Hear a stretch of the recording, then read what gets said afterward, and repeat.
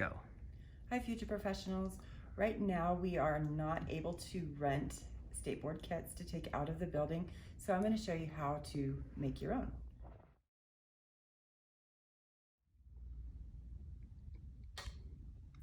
So you'll need a tub of some sort, and on that tub, you need to mark it that it is pre-sanitized, clean, or disinfected, anything that means clean. So the outside needs to be labeled that it is clean. Our first bag is going to be the pre-exam disinfection bag. Each and every bag inside the kit has to be labeled it has to be labeled that it's pre-sanitized, clean, or disinfected, and you can also label it as to what the bag's use is for. So in our pre-exam disinfection bag, you're going to have a roll of paper towels, a whole roll of paper towels because you're going to need them, a trash bag. Your trash bag must be labeled trash, a roll of tape, a first aid kit.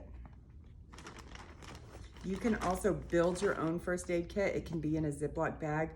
You just need a pair of gloves, 2 biohazard bags, some cotton or gauze, antiseptic, and a Band-Aid. A bottle of water, labeled water, hand sanitizer. If your hand sanitizer doesn't have its original label on it, you'll need to label it hand sanitizer. EPA disinfectant, labeled EPA disinfectant. You can use anything that you have. It does not have to necessarily be barbicide. It can be alcohol. It can even be something that you have in your kitchen. Just make sure that it's in a separate bottle that says EPA disinfectant. And then you have an extra bag that is marked pre-sanitized, and it has just extra gloves and clips that I may need throughout the exam. You can bring your tripod, or you can get a tabletop mannequin stand. All right, our next bag is our thermal bag. It's also labeled disinfected, pre-sanitized, or clean. In this bag, I have a cape, a neck strip. You can also use a towel as long as you cover the neck so that the cape does not touch the skin. I have 2 combs. You can either have tail combs or all-purpose combs, and end paper or another neck strip so that I can test my irons. This bag, you're also going to add your curling iron and your flat iron.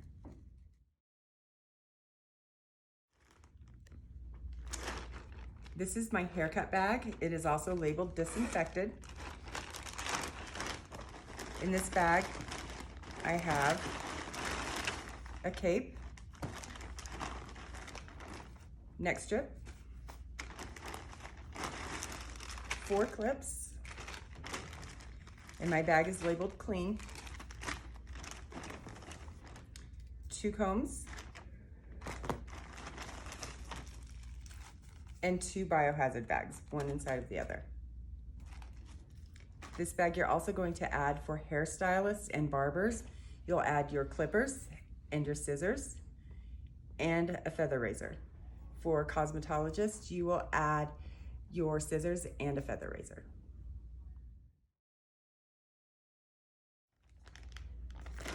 For my perm bag, it's also labeled clean. I have 2 towels, a cape,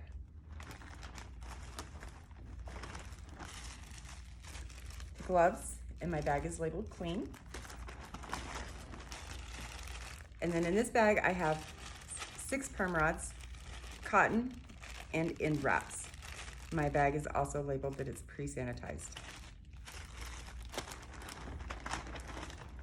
2 tail combs, and then my mock perm solution. This cannot be real perm solution. It has to be just water. You can use any type of bottle that has a nozzle on it. Just make sure that you do block off the water flow so it doesn't leak all over your bag. So that's why we have a plastic bag inside this.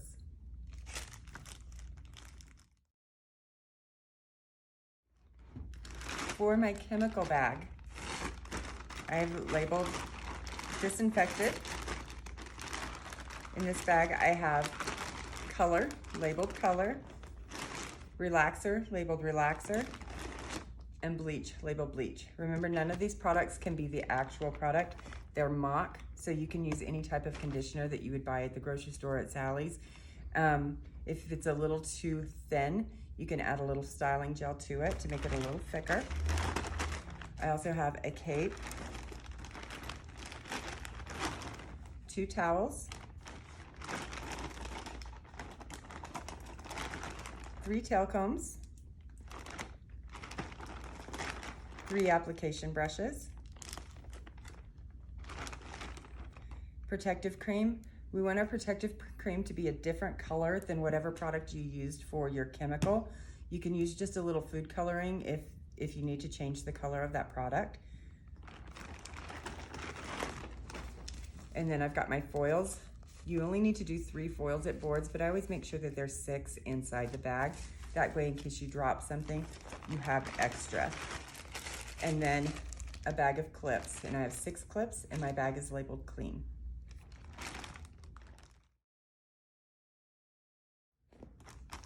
Okay, for my shave bag, it is labeled pre-sanitized and shaved.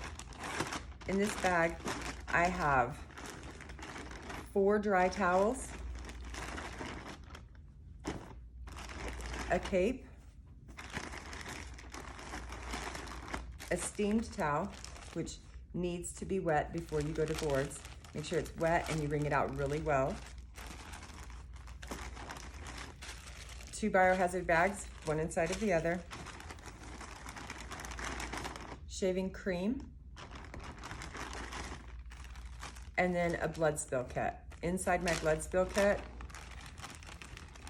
I have cotton rounds or gauze to stop the bleeding, an antiseptic, and we just use alcohol prep pads here at the school. If you have a tube of antibiotic ointment at home, you can just label it antiseptic and use that. I have a pair of gloves and a Band-Aid. That's what goes in the shave bag. You also need to add your straight razor into this bag with no blade. Okay, for my tweeze and wax bag, it is labeled clean or pre-sanitized. In this bag, I have antiseptic, astringent, and these can both be the same product. You can have water in it, you can have alcohol, sea breeze, whatever, it doesn't matter. And then I also have my wax sticks, a small tub of wax. It doesn't have to be this small. You can use the smallest of the like takeaways or Ziploc bowl products. And for your wax, you can use any kind of, you can use hand lotion, any kind of cream or gel that you may have. Then I have my strips, which are just end paper that have been cut, a pair of tweezers, and cotton. I'm making a mess. And that's what goes in our tweeze and wax bag. Right, this is my facial bag, and it is labeled pre-sanitized. Barbers and cosmetologists are going to need a facial bag. In this bag, I have cleanser, massage cream, toner,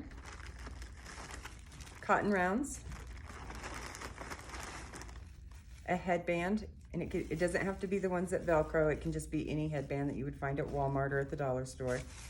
A processing cap. And then barbers, you will need to have a steamed towel in a separate bag, just like you did for your shave. So make sure that it's wet and wrung out.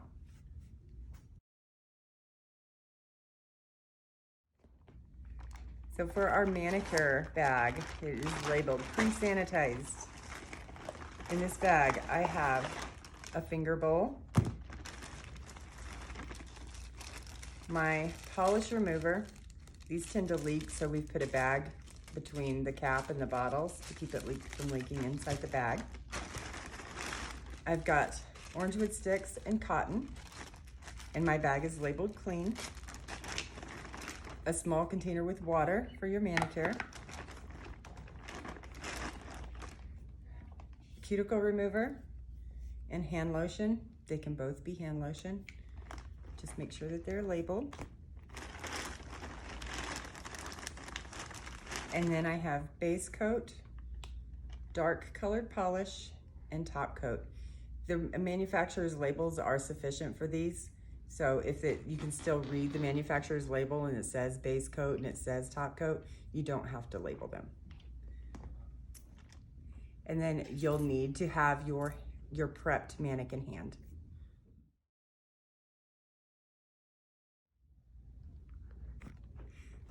For my makeup bag, it is labeled pre-sanitized. In this bag, I have a separate bag that includes cotton swabs, so Q-tips, cosmetic sponges, cotton rounds,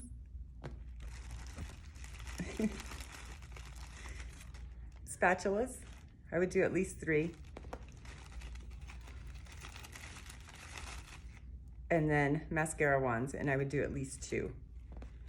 And then you'll need a palette. So if you have a palette that you want to bring, that's fine. Foil does work. In this bag, I also have my foundation, powder, eyeshadow, eyeliner, mascara, blush, lipstick, and a sharpener for my eyeliner pencil.